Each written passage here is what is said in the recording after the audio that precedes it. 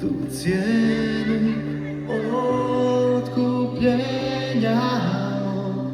Ja nikad neću shvatiti tu cijenu otkupljenja. Ja nikad neću shvatiti tu cijenu otkupljenja. Ja nikad neću shvatiti tu cijenu otkupljenja. Ja tu sam da te slavim, da ti se poklonim.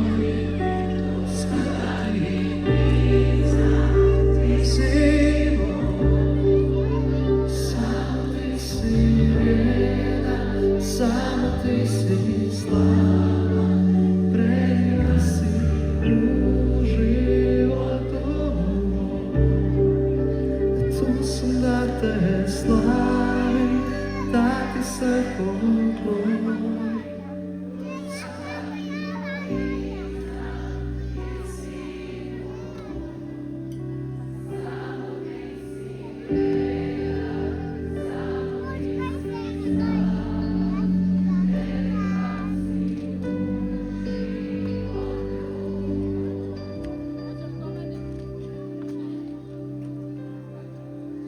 Predivan si u životu mom.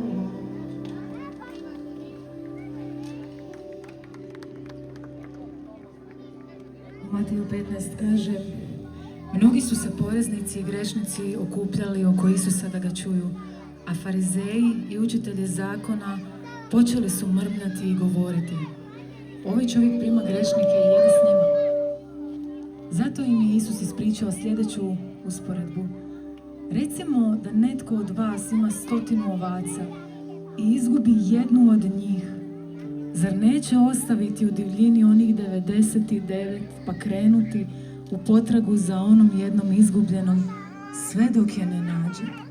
A kad je nađe, stavit će je radosno na ramena.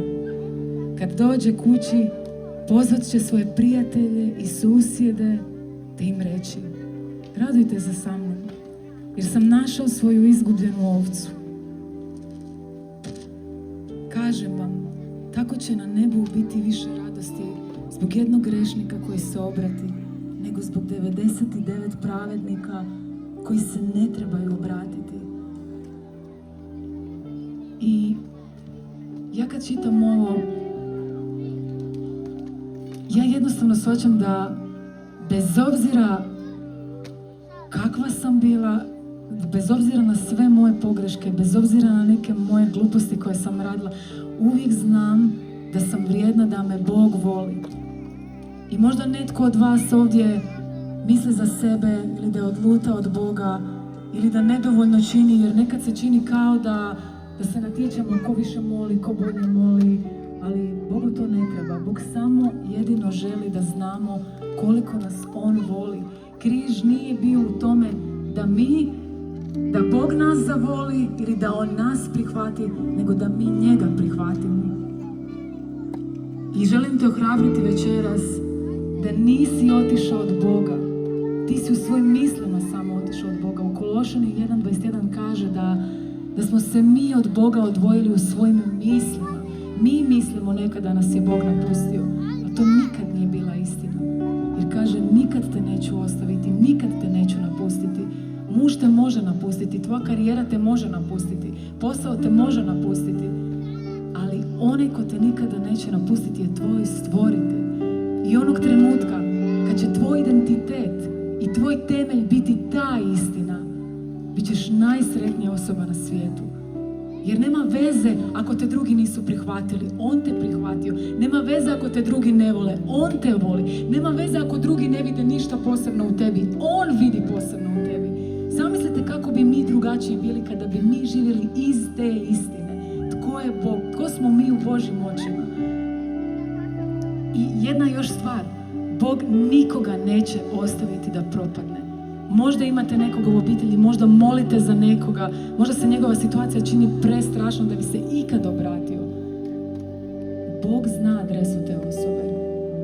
Pustite Boga da radi ono što On treba raditi i počivajte u toj istini i sigurnosti da će Bog nju ili njega vratiti tamo gdje pripada. Bog je dobar otac. Mi smo njegova djeca. Nitko od nas nije tražio da bude na ovoj zemlji. Mi smo njegova volja. Ja nisam volja ni svoje mame, ni svoga tate, nego isključivo njegova volja i njegova želja da se utjelovi u ovom tijelu.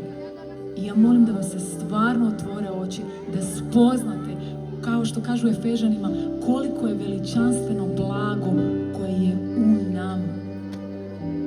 Bog je dobar i nosite tu istinu sa sobom kad vam svijet nešto želi